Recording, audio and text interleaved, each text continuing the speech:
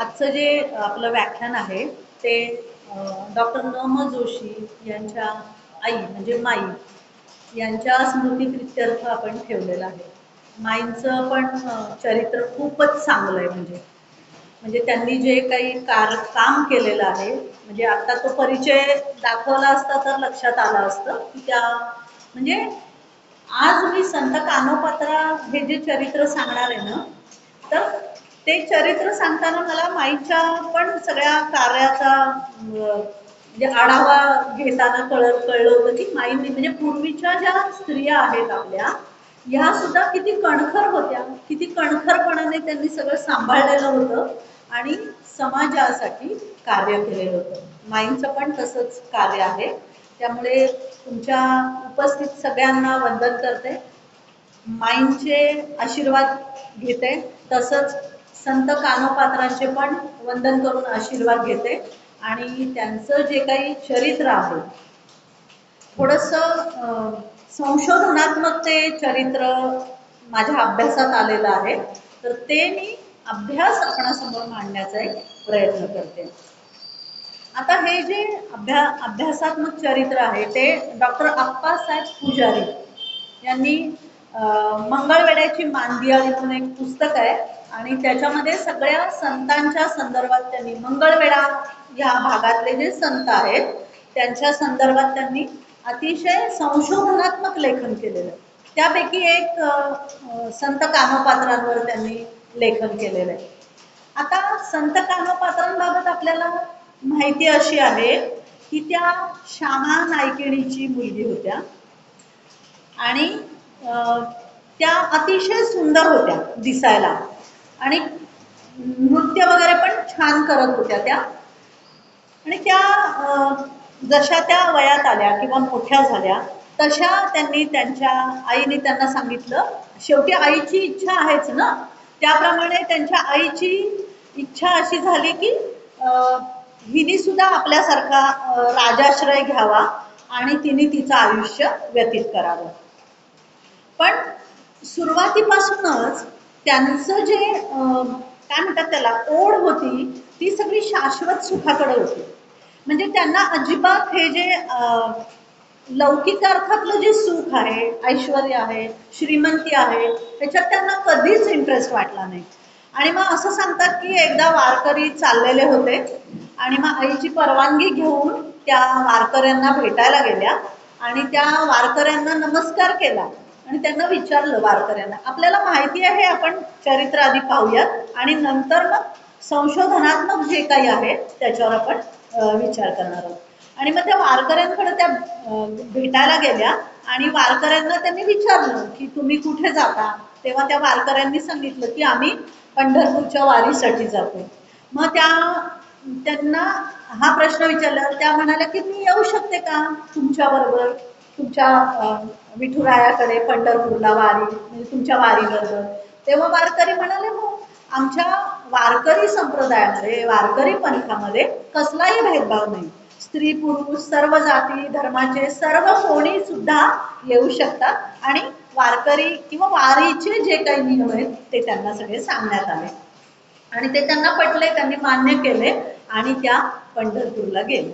आणि पंढरपूरला गेल्यानंतर तिथे एका माणसाने, कारण त्या खूप सुंदर होत्या दिसायला, आणि एका माणसाने त्यांची चुगली बादशाह, बिदरचा बादशाह असं आपण ऐकलेलं आहे, आपण आता जे प्रचलित आहे ते मी आधी सांगते, त्याच्याकडे केली आणि त्यांच्या सौंदर्याचं वर्णन केलं. तो काय बादशाहच होता, त्यामुळे त्यांनी असं ठरवलं की आपण यांना मिळवायचं कानोपात्रांना, आणि त्यांनी त्यांचे शिपाई पाठवले. आणि मग ते शिपाई जेव्हा इथे आले पंढरपूरला, तेव्हा कानोपात्रांना कळलं की हे शिपाई आपल्याला बादशाहकडे म्हणजे घेऊन जाण्यासाठी आलेले आहेत.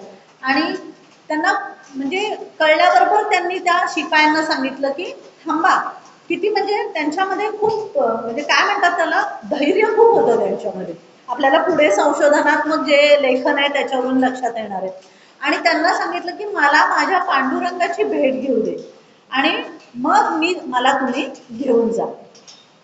त्या म्हणजे हे सगळे शिपाई महाद्वारापाशीच थांबलेले होते, तर त्यांना घेऊन जायला आलेले होते. आणि मग ह्या गाभाऱ्यामध्ये गेल्या आणि गाभाऱ्यामध्ये गेल्यानंतर त्यांनी पांडुरंगाची इतकी आर्ततेने म्हणजे काय म्हणतात त्याला धावा केला.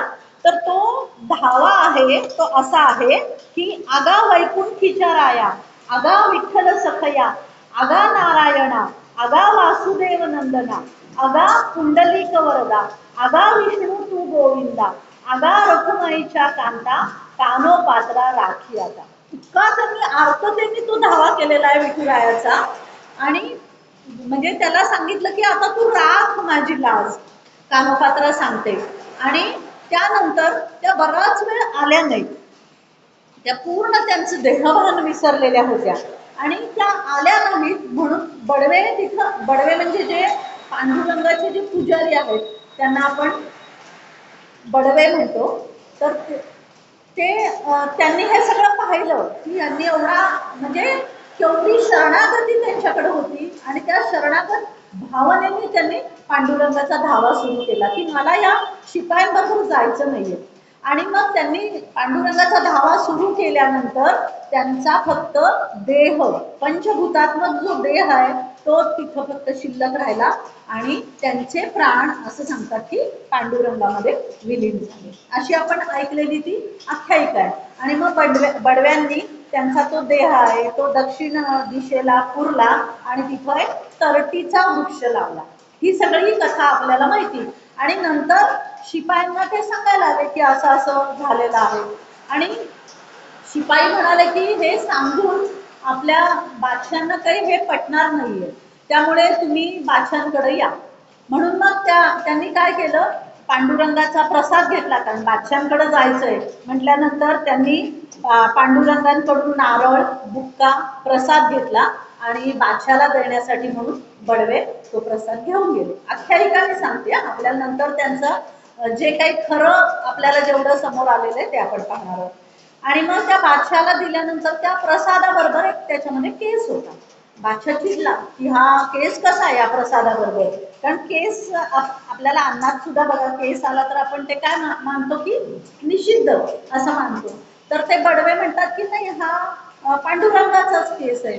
तर बादशाह खूप चिडलेला असतो. तेव्हा ते बडवे म्हणतात की नाही, जर हा पांडुरंगाचाच केस आहे आणि हा जर केस पांडुरंगाचा नसेल तर तुम्ही म्हणाल ती शिक्षा मी तुम्हाला देते, पण तुम्ही येऊन तिथं पहा की हा पांडुरंगाचाच केस आहे. आणि मग बादशाह पंढरपूरला येतो. आख्यायिका सांगते मी. आणि मग मी सारखं का सांगते की आपल्याला प्रचलित कानोपत्रेबद्दल जे काही माहिती आहे ते मांडते आधी. आणि मग बादशाह तिथं आल्यानंतर विठ्ठलाचं दर्शन घेतलं तर तेव्हा त्यांचं सुद्धा देहपान हरपून गेलं आणि त्यांनी पांडुरंगाला साक्षात साष्टांग दंडवत घातलं आणि तो पांडुरंगाला शरण आला. कारण ही सगळी जी कानोपात्रेची कथा आहे ती शिपायांच्या थ्रू, त्या बडव्यांच्या थ्रू बादशाला कळलेली होती. अशा पद्धतीच्या या कानोपात्रांचं चरित्र आपण अनेक कीर्तनातून, अनेक प्रवचनातून ऐकलेलं आहे. पण आज मी थोडंसं तुमच्या पुढे वेगळं चरित्र काय आहे किंवा ह्या चरित्रामध्ये जे काही पुरावे सापडलेले आहेत त्याच्यावरून डॉक्टर अप्पासाहेब पुजारींनी त्याच्यावर सगळा शोध घेऊन ते आपणासमोर मांडलेलं आहे. आणि हे सगळं चरित्र पाहिल्यानंतर आपल्या लक्षात येतं की कानोपात्रा या भक्त संप्रदायातील संत होत्या.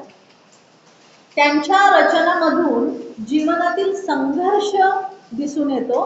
तसंच सामाजिक स्तर किंवा त्यावेळची जी समाजावरची त्यांच्यावर असलेली बंधनं आहेत त्या बंधनाविरुद्ध त्यांनी उठवलेला जो आवाज आहे हा सगळा त्यांच्या रचनांमधून लक्षात येतो.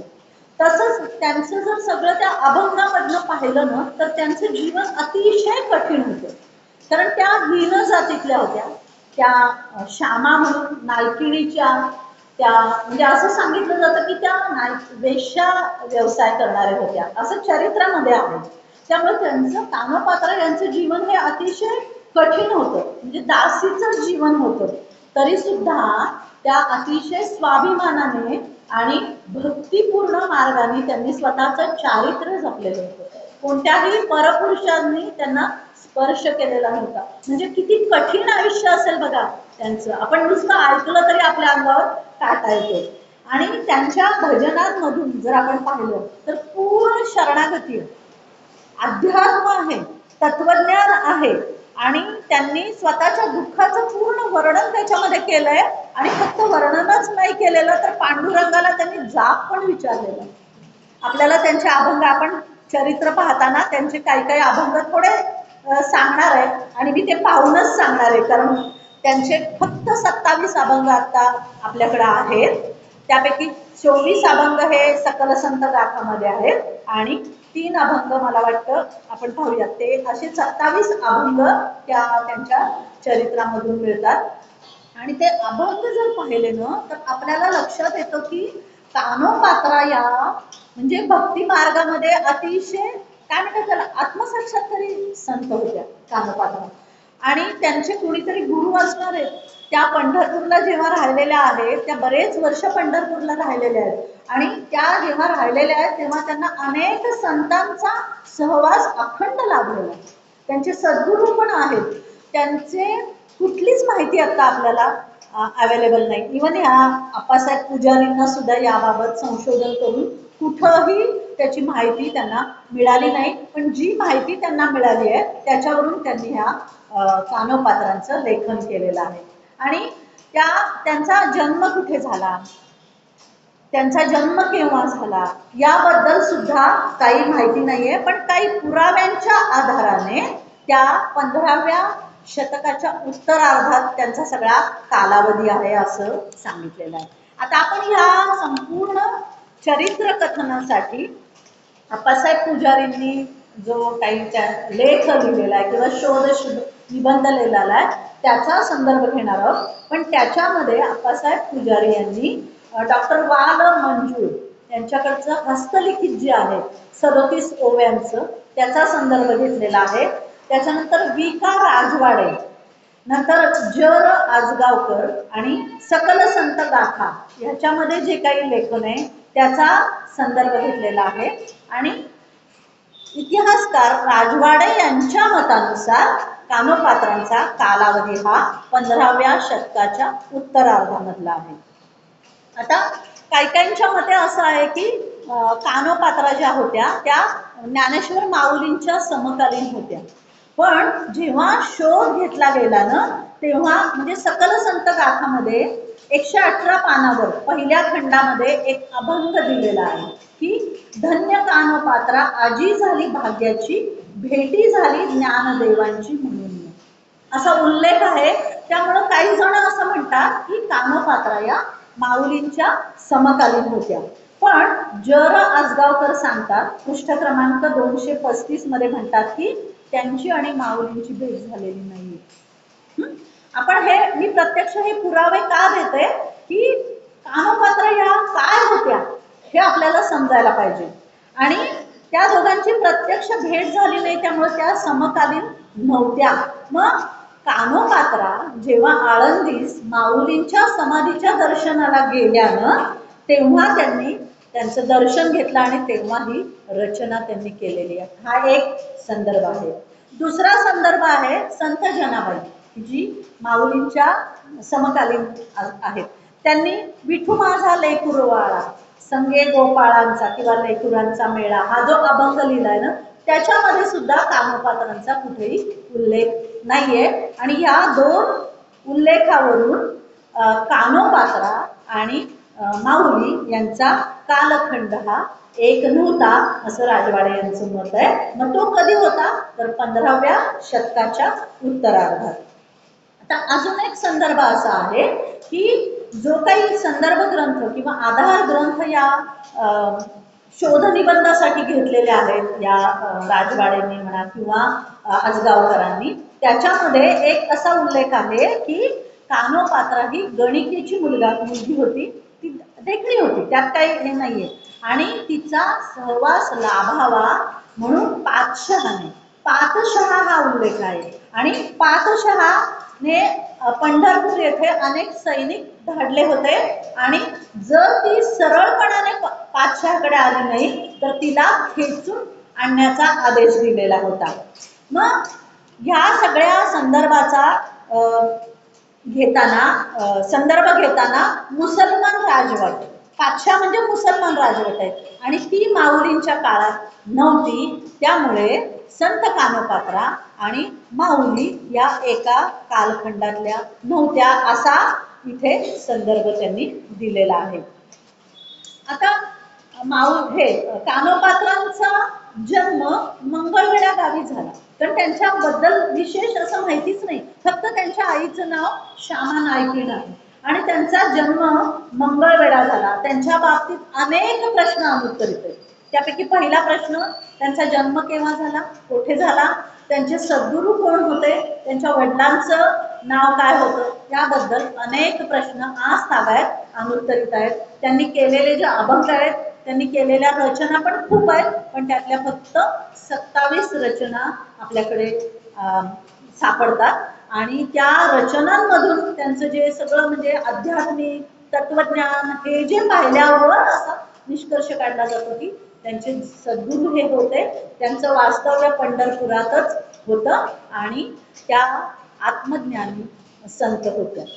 आता या कानोपात्रांचा जन्म कुठे झाला ह्याच्यासाठी मगौर वेश्येची उदरी एक कन्या असा उल्लेख सकल संत गाथामध्ये आहे आणि त्यांच्या आईचं नाव श्यामा आहे, श्यामा नायकीण असा उल्लेख आहे सकल संत गाथामध्ये.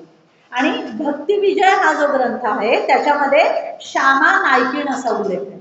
ह्यावरून असं आहे की श्यामा नायकिणीची ही कानोपात्रा ही मुलगी आहे एवढाच, आणि मंगळवेढ्याची ती होती एवढाच आपल्याला संदर्भ घेता येतो. आता मंगळवेढा असा निष्कर्ष काढला, ती श्यामा नायकिणीची मुलगी झाली आणि तिला नावं कान्हा, कान्हो, तिची नावं कान्होशी, कान्हो अशी अनेक नावं आहेत. पण कानोपात्रा हे नाव कशावरून आलं तर त्या काळी काय होतं, पात्रा म्हणजे काय होतं की म्हणजे वैदिक काळात व्यवसाय दर्शक विशेषण होते. पात्र आहे, पात्र म्हणजे काय तर कुठल्या तरी व्यवसायाशी पात्रता असलेली. त्यामुळे म्हणजे वाद्य वाजवणारे आहेत किंवा नृत्य करणारे आहेत, हे जे कलेची त्यांच्याकडं जाणीव होती, कलेचं त्यांच्याकडं ज्ञान होतं, त्यांना त्या काळामध्ये पात्रा असं म्हटलं जायचं.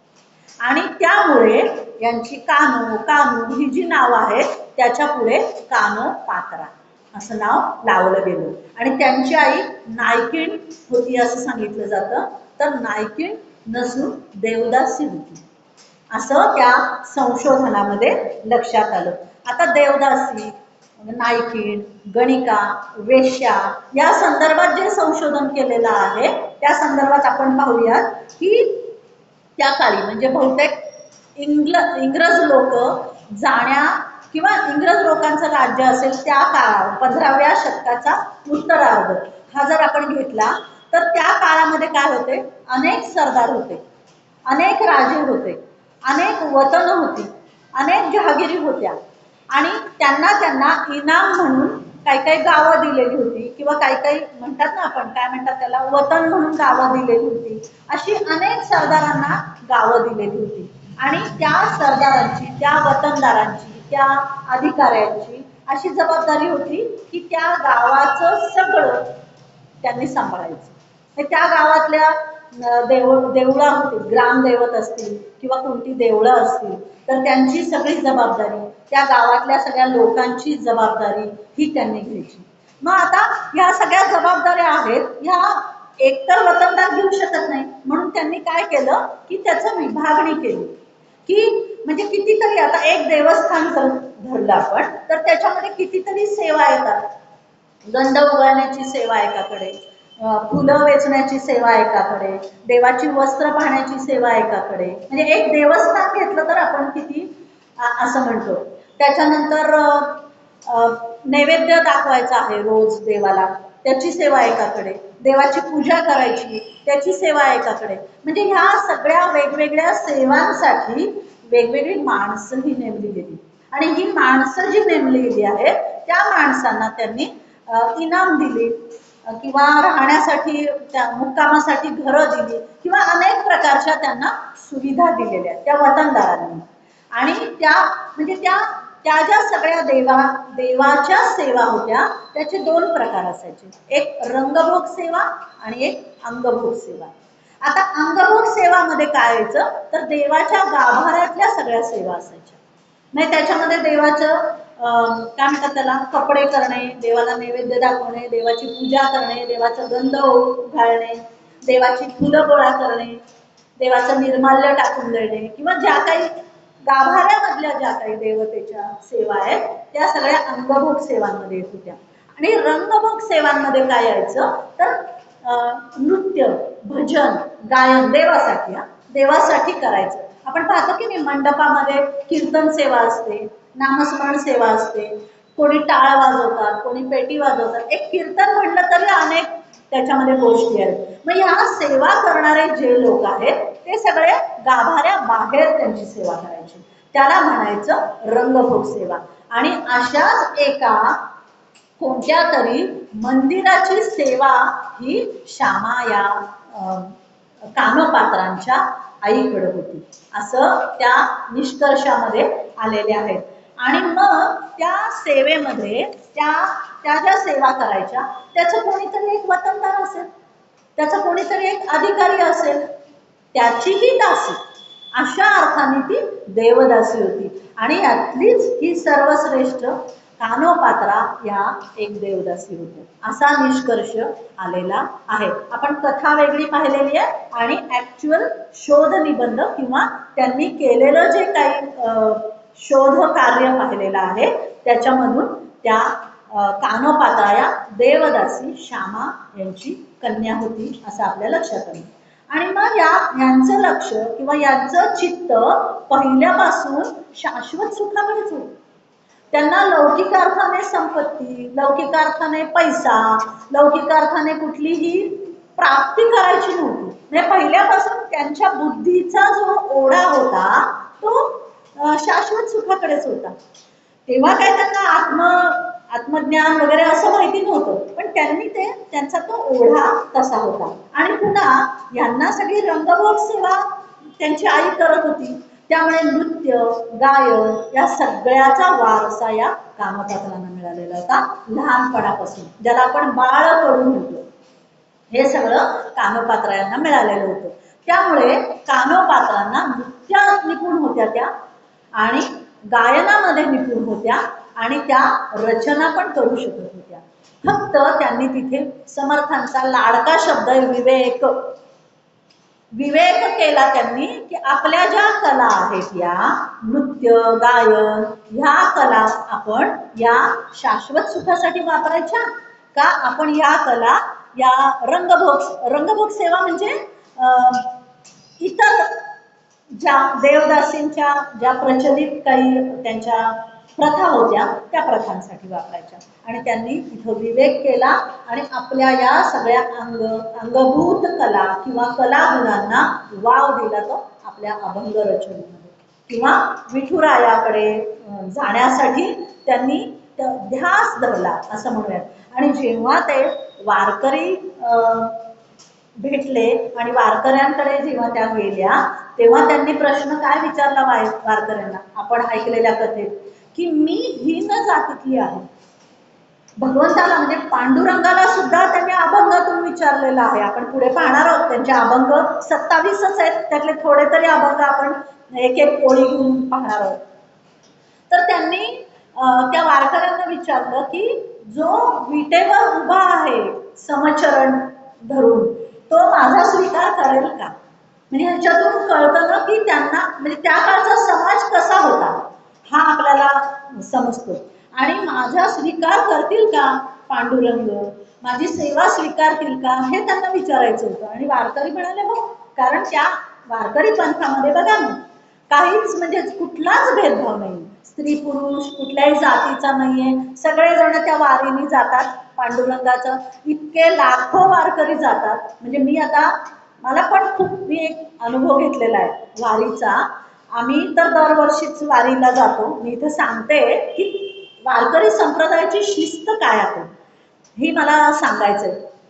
की आम्ही पुणे ते सासवड अशी वारी दरवर्षी जातो. तर एकदा माझ्या मैत्रिणीचं आजोळ आहे गोसावी, जे सोपान काकांची समाधी आहे ते तिचं आजोळ आहे. तर एक वर्ष आम्ही गेलो आणि आम्ही तिथं राहायचं ठरवलं, कारण त्यांनी तसं सांगितलं होतं की तुम्ही नुसतं जाऊन येता आणि लगेच जाता, हे काही बरोबर नाही, दुसऱ्या दिवशी सोपान काकांच्या पालखीचं प्रस्थान असतं, तर तुम्ही राहा. म्हणून आम्ही एक वर्ष राहिलो होतो. चालत गेलो, इथं राहिलो आणि त्या सगळ्यांना आम्ही सांगितलं की आम्ही या समाधीपाशी बसू, कारण आम्हाला तो अनुभव घ्यायचा असतो. आणि या समाधीपाशी बसून वारकरी येत होते, रात्रभर वारकरी येत होते. मला असं वाटतं त्या वारकऱ्यांना झोपायलाच नको असतं की काय, म्हणजे ती जी एक भक्तीची ओढ असते ना, ती मी अनुभवली होती त्यावेळेस. आणि ते अखंड वारकरी येत होते. नंतर तो चंदनाचा पाला, नंतर सोनटक्क्याची फुलं, बुक्का, असं ते वाहत होते. आणि ते आम्हाला सांगून ठेवलं होतं, एवढं वाहिलं की ते काढायचं. आमचे हात सगळे काळे झालेले होते पूर्ण. असं सगळं काढून आम्ही तिथं सेवा म्हणजे पाहायची. तर म्हणजे आम्हाला ते समाधान मिळालं की त्या समाधीच्या सानिध्यात आम्ही होतो. आणि मग त्या दिवशी आम्ही ज्या दिवशी गेलो, मला सांगायचं मुख्य शिस्तीच आहे. तर त्या दिवशी आम्ही गेल्यावर सोपान काकांकडून प्रसाद जातो संध्याकाळी माऊलींच्या पालखीसाठी. आणि ते म्हणाले चला आमच्याबरोबर. आम्ही पण गेलो प्रसादाबरोबर. माऊली आधी दर्शन झालंच होतं पालखीचं चालत येताना, पण मग आम्ही दर्शन छान होणार म्हणून आम्ही गेलो. आणि गेल्यानंतर आम्ही त्या माऊलींची पालखी तिथं ठेवलेली आहे, तिथं होतो. तो प्रसाद म्हणजे नैवेद्य वगैरे दाखवला आणि नंतर ते दंडकरी असतात की नाही, भालदार चोपदार म्हणतात आपण, त्यांनी असा दंड उभा केला. दंड उभा केल्यानंतर 4 ते 5 लाख लोक असतील. पिन ड्रॉप सायलेन्स होता, पिन ड्रॉप सायलेन्स. मी अनुभवलं म्हणजे मला अजून ते दृश्य सुद्धा डोळ्यासमोर उभं राहतं. आणि ज्यांची काही तक्रार आहे रजिस्टर दिंडी, म्हणजे मी विचारलं नंतर की हे काय आहे, किती कुठे आहे, त्यांना काय शिस्त म्हणजे किती असते. आणि का तर आहे तिथं भेदभाव नाही. मला सांगायचं काय आहे, हे भेदभाव नसल्यामुळे हे शक्य आहे की स्वतःने ठरवलेली शिस्त आहे तिथे आणि भेदभाव नाही. आणि ज्यांची काही तक्रार असेल दिंडीची, ते फक्त टाळ वाजवायची. आणि मग यातलं जे कोणी आहे ते त्या दिंडीपाशी जायचे आणि त्यांचं काय गाराण आहे, त्यांचं काय म्हणणं आहे ते ऐकायचं. आणि ते म्हणणं ऐकल्यानंतर त्यांचे टाळ थांबायचे. इतकी शिस्त मी माझ्या डोळ्याने पाहिलेली आहे पालखीची. तर अशी ती पालखी त्या वारकऱ्यांबरोबर ही संत कामपात्रा त्यामध्ये सामील झाल्या आणि आईकडे आल्या त्या. आणि आईला म्हणाल्या की मला त्या वारकऱ्यांबरोबर नाही, आई त्याच्या आधीचा संवाद आपण पाहूया की ज्या ह्या वयात आल्यानंतर त्या फारच सुंदर दिसायला लागल्या आणि त्यांच्याकडे एवढं सगळं सौंदर्य होतं. आणि आईला काळजी पडली की म्हणजे तो काळही तसा होता, कोणत्याही आईला काळजी वाटणं साहजिक आहे. आणि आई त्यांना सांगत होत्या की तू कोणत्या तरी एका सरदाराकडे अशी देवदासी, म्हणजे मी जे सांगितलं त्या पद्धतीची सेवा तू कर. त्याच्यावर त्या आईला सांगतात की आई मला ह्याच्यामध्ये अजिबात रस नाहीये. मला म्हणे त्यांची सेवा केल्यामुळे मला पैसा मिळेल, मला सुख मिळेल, मला समाधान, पण मला शाश्वत समाधान जे आहे, मला शाश्वत आनंद आहे, तो मिळणार आहे का हे तू सांग. म्हणजे किती परखडपणे त्या आई आणि मुलीचा संवाद होता हे मला इथं सांगायचंय त्या काळात. म्हणजे त्यांची आई सुद्धा किती शुद्ध बीजापोटी फळे रसाळ गोमटी म्हणतो ना आपण, ते इथं मला हे सांगायचंय की त्या आईशी त्या एवढ्या त्या काळामध्ये ताकदीने त्या संवाद साधू शकल्या. आणि मग आई म्हणाली नाही असं काही होणार नाही, पण मी आई आहे म्हणून मला असं वाटतं, तुझी काळजी वाटते की माझ्यानंतर तुझं काय होणार. तर ती म्हणते की मी या वारकऱ्यांबरोबर पंढरपूरला जाणार आहे, तर मग मी जाऊ का. तर आई पण तिच्या बरोबर आलेली. आणि असा उल्लेख आहे की माते संगे आली यात्रे पंढरपुरी, म्हणजे वाल मंजुळांकडे जे हस्तलिखित आहे ना त्याच्यामध्ये हा उल्लेख आहे. म्हणजे आई आणि मुलीमध्ये संवाद खूप छान होता. आईने बिचारीने त्यांच्या प्रथेप्रमाणे तिच्या समोर विषय मांडलेला होता. पण जेव्हा म्हणजे आईलाच समजवलं तिने की अगं याच्यात मला काही शाश्वत सुख मिळणार नाही, मला ह्याच्यामध्ये अजिबात आनंद नाहीये, तर मी कुठं जाणार आहे, जिथं समचरण उभं आहे, जिथे वारकरी जातात पंढरपूरला, त्या वारी बरोबर मी जाणार आहे आणि मी त्यांचं सगळी शिस्त ऐकलेली आहे, मी त्यांचं सगळं काय आहे ते ऐकलेले आहे, त्यांचे नियम सगळे ऐकलेले आहे आणि मी आता जाणार आहे विठुरायाच्या चरणी. आणि तिथं माते संगे आली यात्रे पंढरपुरी असा उल्लेख आहे. आणि परत संत कानोपात्रा या कधीही मंगळवेढ्याला गेला असा उल्लेख कुठेही नाही. म्हणजे त्या ज्या आईला घेऊन आल्या, आईला पण घेऊन आल्या, म्हणजे फक्त म्हणजे केवढी मोठी क्रांती आहे त्या काळात, ही केवढी मोठी क्रांती आहे. म्हणजे आपण हे संतांचं चरित्र जेव्हा पाहतो ना, तेव्हा आपण हे चरित्र का ऐकायचं? भक्ती मार्गाने तर ऐकायचंच, कारण भक्ती मार्ग हा आपला पथच आहे. पण भक्ती मार्गाने ऐकता ऐकता त्या काळाची परिस्थिती थोडी लक्षात घेऊन, त्या काळामध्ये यांनी किती कठीण परिस्थिती, स्त्री संतांनी किती कठीण परिस्थितीला तोंड दिलेलं आहे आणि त्या कठीण परिस्थितीवर मात करून त्यांनी त्यांची भक्ती सांभाळली होती. आणि आपण काय करतो? नको बाबा मला, म्हणजे आपण म्हणतो की नाही नाही आता मी 2 माळा जप करेन, 3 माळा जप करेन, आणि आपण काय करतो? नको बाबा आता बस जाऊ दे, जप राहिला तर राहिला, आता मला काय, माझा प्रपंच आहे, मला हे पाहायचंय, मला आता भाजी करायची आहे, मला हे करायचंय. कालचंच उदाहरण मी सांगते. माझ्या एक अभ्यासार्थी होत्या, त्यांना स्वाध्याय मला ऑक्टोबर महिन्यात द्यायचा होता आणि त्यांचा मला काल फोन आला की मॅडम मी तुम्हाला 2 स्वाध्याय एकत्र देते, कारण माझा लिहूनच झाला नाहीये स्वाध्याय. तर मी म्हटलं का बरं नाही झालं लिहून? आणि समर्थांचा अभ्यास करणार आहे बरं का, म्हणजे मी मुद्दाम इथं का सांगते की आपण हे संतांचं चरित्र जेव्हा पाहतो, मुख्यत्वे स्त्री संतांचं चरित्र आपण पाहतोय, म्हणून मी स्त्री संतांबाबत बोलते. आता सर्वच संत खूप, म्हणजे त्यांच्या चरित्रामध्ये खूप कठीण परिस्थितीवर प्रत्येकाने मात केलेली आहे. आणि त्यांचा मला फोन आला, माझं होणार नाहीये लिहून, मग मी तुम्हाला 2 एकदम देते. म्हटलं का? नाही म्हणे माझ्या मुलाची परीक्षा होती, माझं हे होतं, मला त्याचं हे करायचं होतं. म्हटलं बस. मी त्यांना म्हटलं की तुम्ही पहिलं एक लक्षात ठेवा की तुम्ही समर्थांचा अभ्यास करता, त्यामुळं तुम्हाला हे काही असं आत्ताच माहिती नाही झालं ना की मला स्वाध्याय आता पूर्ण करायचा आहे. जवळजवळ तुम्ही जेव्हा फॉर्म भरला, परीक्षेला बसलात, तेव्हा तुम्हाला माहिती झालं. तुमच्या घर, मान्य आहे मला, मी पण प्रापंचिक आहे, तुम्ही पण प्रापंचिक आहात, तुमच्या घरची सगळी परिस्थिती तुम्हाला माहिती आहे. आपल्यावर कधी पण अशी इमर्जन्सी येऊ शकते, याची काळजी आहे. आपल्याला एक मुलगा आहे, त्याचा अभ्यास घ्यायचा आहे, याची काळजी आहे. तर तुम्ही नियोजन करायला पाहिजे होतं ना तुमच्या अभ्यासाचं, आणि ते नियोजन न केल्यामुळे तुम्हाला मला रिक्वेस्ट करावी लागली.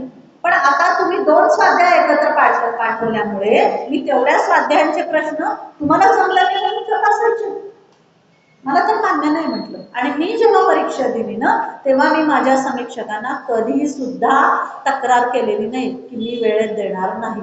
अरे मी त्यांना हेच सांगितलं की आपण नुसता अभ्यास केला, किंवा आम्ही सखोल केलं, आम्ही काय समर्थ विद्यापीठाच्या सगळ्या परीक्षा दिल्या, आम्ही काय मनाच्या श्लोकांच्या परीक्षा दिल्या, मनोबोधाच्या. अरे मनोबोधात समर्थांनी काय सांगितलेलं आहे हे तुम्ही आचरणात आणा, तरच ती क्रिया पालटे तात्काळ असं होणार आहे. नाहीतर तुम्ही काय परीक्षा दिल्या सांगण्यासाठी परीक्षा देऊ नका.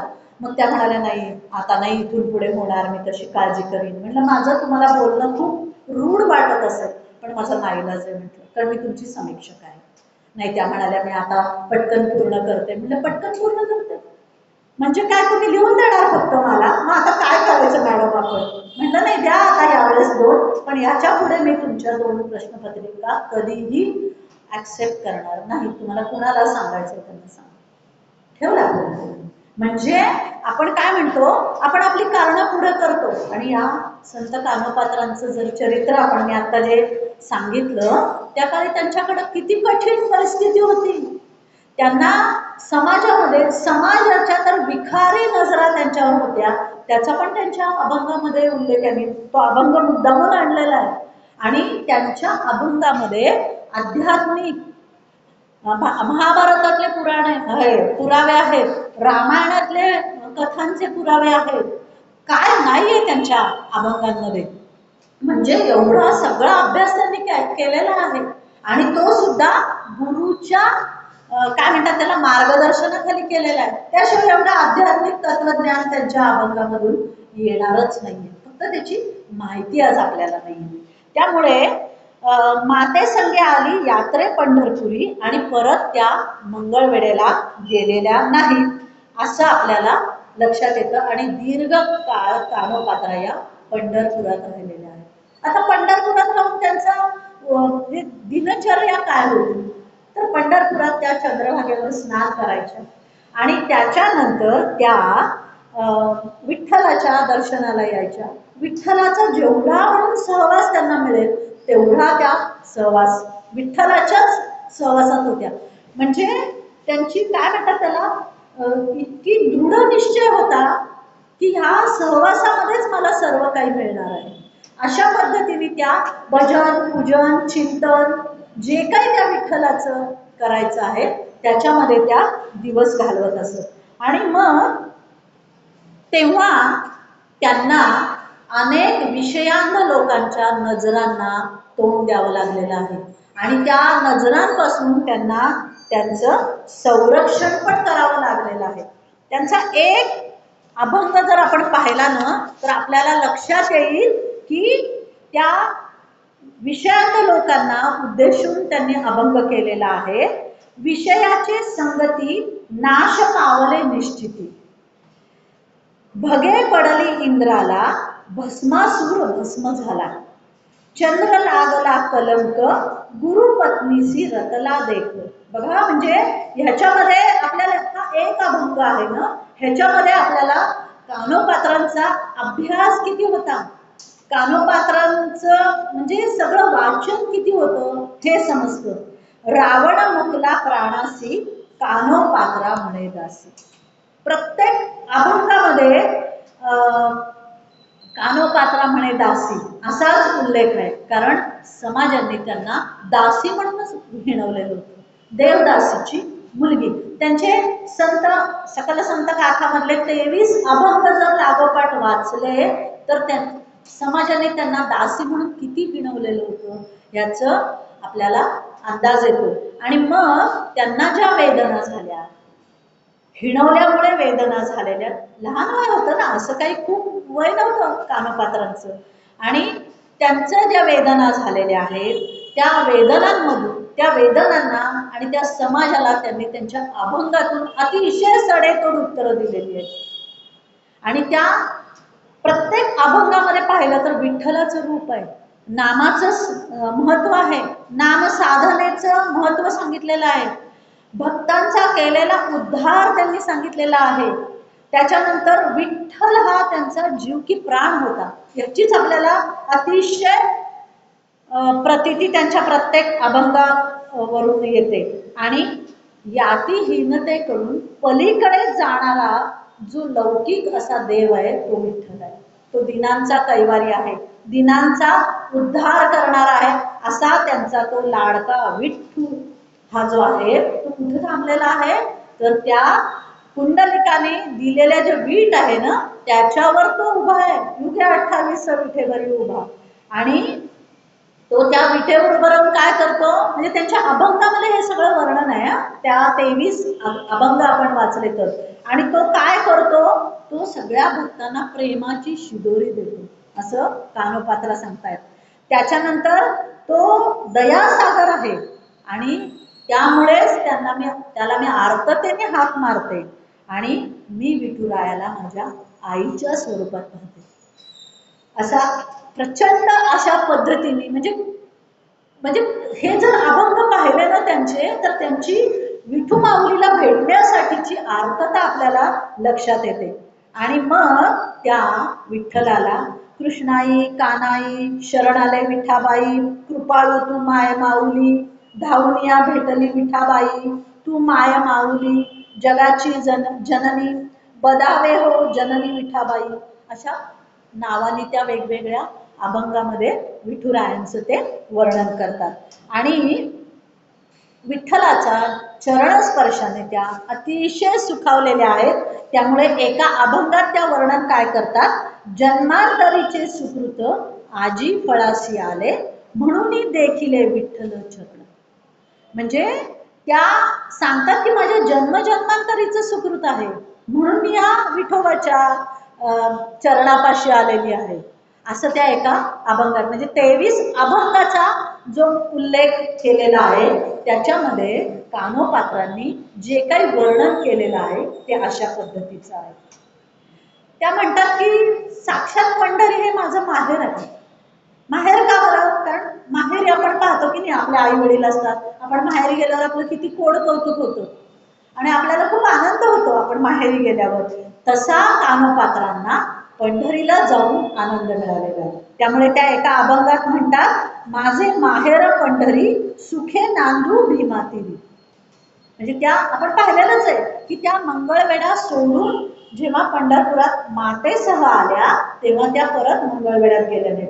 किंवा त्या बादशहाने सुद्धा जेव्हा सैनिक पाठवले तेव्हा त्यांना नक्की माहिती नव्हतं पातशाला की ह्या मंगळवेढ्यात आहे का या पंढरपुरात आहे. त्यामुळं असा उल्लेख आहे की ते सैनिक आधी मंगळवेढ्यात गेले आणि त्यांनी तिथं शोध केला कानोपात्रांचा, पण तिथं त्यांना कानोपात्रा नाहीत असं समजल्यावर ते पंढरपूरला आले. म्हणजे जे बादशाहाने पाठवलेले सैनिक कानोपात्रांना घेऊन जाण्यासाठी आलेले होते त्याच्यावरून पण त्या मंगळवेढ्यातच राहिलेल्या आहेत. आणि मग त्यांचा आपण जो अभंग पाहत होतो विषयांध कामांध लोकांसाठी, त्याच्यामध्ये काय आहे तर स्त्री वासनेने इंद्राची काय अवस्था झाली हे त्या विषयांध लोकांना सांगतायत. म्हणजे त्या समाज जागृतीचं केवढं मोठं कार्य केलेलं आहे की तुम्ही हे करू नका. ते पुराणातले दाखले देत आहेत, ते महाभारतातले दाखले देत आहेत, ते रामायणातले दाखले देत आहेत आणि त्या सांगतायत की भगे पडली इंद्राला. नंतर भस्मासूर भस्म झाला, भस्मासुरांनी मस्ती केली आणि भस्मासूर भस्म झाला. चंद्र लागला कलंक गुरुपत्नीसी रतला देख.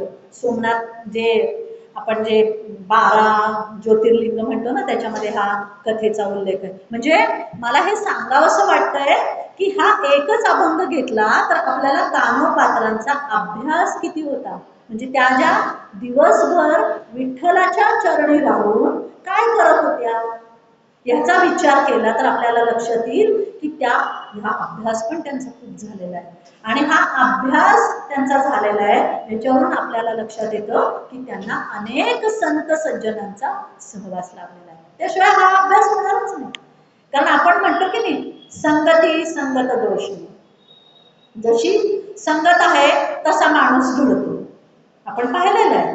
आणि मग ह्या त्यांच्या रचनांवरून त्यांच्या अभ्यासावरून आपल्याला लक्षात येतं की त्यांना अनेक संत सज्जन महात्म्यांचा संग लागलेला आहे, सत्संग लागलेला आहे. आणि मग त्या म्हणतात रावण मुकला प्राणासी कानोपात्रा म्हणे दासी. तुम्ही असं वागू नका. प्रत्यक्ष रावण सुद्धा एवढा ईश्वर भक्त होता पण तो त्याच्या अहंकारापायी त्याच्या वासनेपायी, कारण सीतेला पळवून नेलं ना, कारण ह्या सगळ्या वासनांना कानोपात्रांनी सहन केलेलं होतं. त्यांच्या सगळ्या काय म्हणतात त्याला त्रास त्यांनी सहन केलेला होता, त्या सगळ्या वेदना त्यांनी सहन केलेल्या होत्या आणि त्यातून त्यांनी आपलं स्वतःचं रक्षण केलेलं होतं. हे सोपं नाही आहे, सोपं नाही आहे. तुम्ही फक्त एक रात्री जाऊन दाखवा, तुमच्या मागे कोणतरी असेल लागलेलं असेल तर आपण आपली ततपक होते, आपण राम राम राम राम राम राम म्हणायला जातो.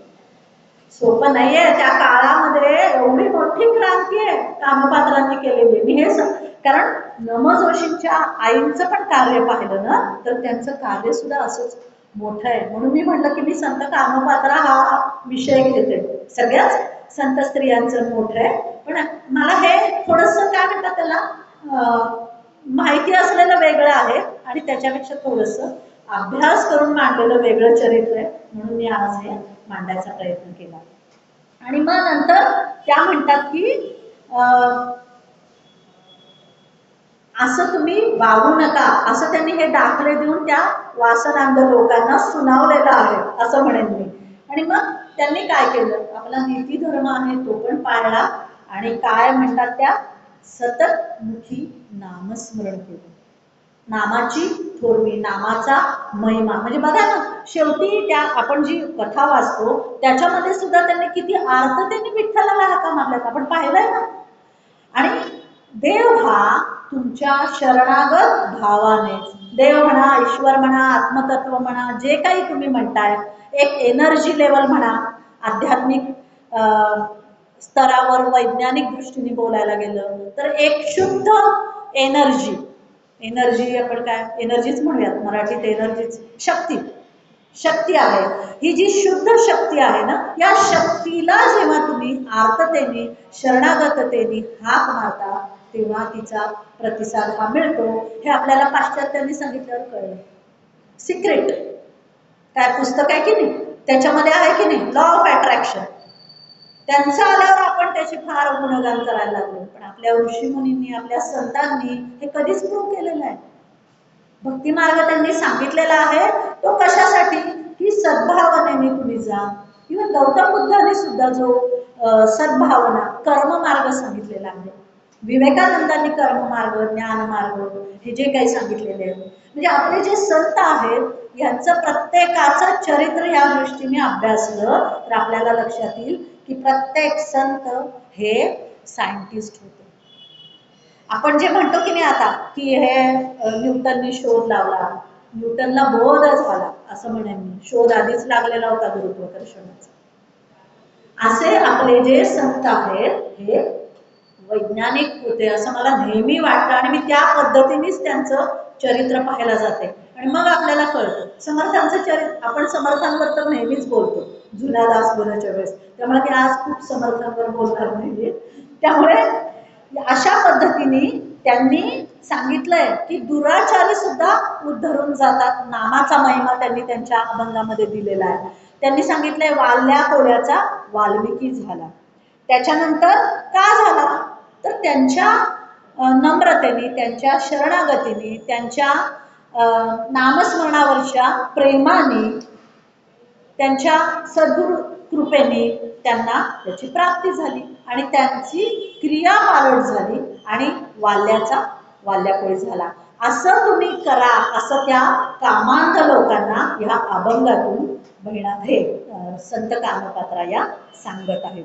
तसंच कानोपात्रांच्या अंगी लीनता हा फार महत्वाचा दोष आहे. समर्थांनी तर सगळीकडं जुन्या दासबोधात सांगितलं, लीनता, नम्रता हा गुण प्रत्येकाकडंच असायला पाहिजे, तरच शरणागती येते. त्यामुळे लीनतेमुळेच त्या वारकऱ्यांकडे गेल्या, लीनतेमुळेच त्या वारकऱ्यांना त्यांनी विचारलं की मी हीन जातीची आहे, तर मला तुमचे पांडुरंग भेटतील का, मला स्वीकारतील का. इतक्या लीनतेने त्यांनी पांडुरंगाच्या बद्दल वारकऱ्यांना विचारलं. अशी ही लीनता जी होती, आणि त्यांनी एका अभंगात लिहिलेलं आहे की मी हीन कुळातली आहे, मी दरिद्री आहे, मला शास्त्रशुद्ध आचरण काही माहिती नाही. कारण आपण त्यांचं चरित्र सगळं पाहिलेलं आहे ना, त्याच्यामध्ये काय त्यांचं आचरण, म्हणजे शास्त्र शुद्ध मार्ग काय असतो किंवा कसं आचरण करायचं असतं ह्याची त्यांना काही, म्हणजे काय म्हणतात त्याला, त्या ज्या वातावरणात वाढलेल्या होत्या ही त्या माहिती नाही. तसंच ते शास्त्रशुद्ध आचरण पाळण्याचे नियम पण मला माहिती नाही. म्हणून तर त्यांनी वारकऱ्यांना विचारलं की वारीचे नियम काय आहेत, पंढरपूरला गेल्यावर नियम काय पाळायचे, आणि वारकऱ्यांनी सगळे नियम त्यांना समजावून झाले. आणि त्या पांडुरंगाला एका अभंगात म्हणतात की देवा मला तू क्षमा कर, मला तुझ्या चरणापाशी जागा दे.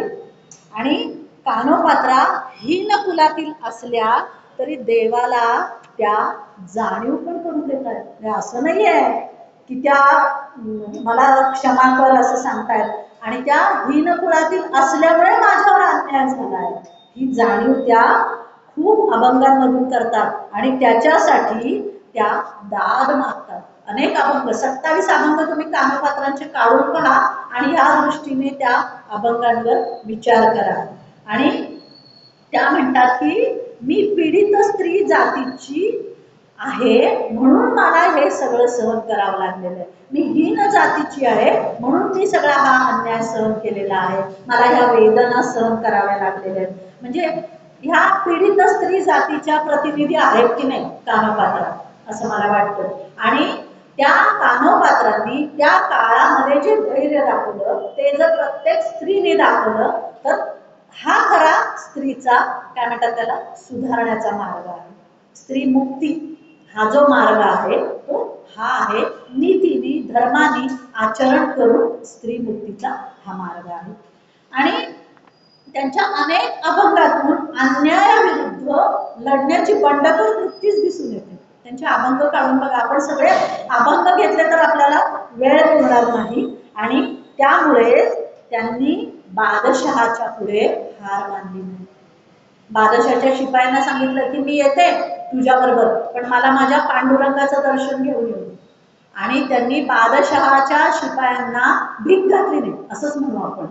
म्हणजे काय आहे की त्यांनी धाडसाने संपूर्ण नारी जातीचा सन्मान केलेला आहे, नीतीचा सन्मान केलेला आहे. नारी नीती जी आहे त्याचा सन्मान केलेला आहे. आणि त्यांनी शेवटी काय केलेलं आहे, पांडुरंग चरणी आपलं सगळं आत्मसमर्पण केलेलं आहे. आणि त्या पांडुरंगाशी तादात्म्य साधलेला आहे. आणि त्या शेवटी पांडुरंगाला हाक मारलेली आहे. आणि त्या म्हणतात की चांडाळा ही पापराशी काही केल्या माझी पाठ सोडत नाहीये. अशा पद्धतीने त्यांनी त्या अभंगामध्ये विठुरायाला सांगितलेलं आहे. आणि यातून मला तू मार्ग दाखव असं पण म्हटलेलं आहे. म्हणजे आपण जी बंडखोर वृत्ती म्हणतो ना ती आहे. आणि एका अभंगात त्या विनवतात, वर्म वैर्याचे हाती देऊ नको श्रीपती. वर्म म्हणजे माझं सर्वस्व, माझं शरीर या बादशाच्या हाती देऊ नकोस. आणि त्यांनी जो हुकूम आणलेला आहे ना तो काही मी मानणार नाही. आणि त्या म्हणतात, आगा रखुमाईच्या कांता कानो पात्रा राखी आता. आणि शेवटी त्यांचा जो अभंग आहे, नको देवराया अंता आता पाहू, अक्षरशः तो अभंग हे चरित्र पाहिल्यानंतर त्या अभंगातलं जे अर्थक आहे ती आपल्याला समजते. आणि अशा पद्धतीने या कानोपात्रा या विठ्ठलाच्या चरणी लीन झालेल्या आहेत असं मला वाटतं.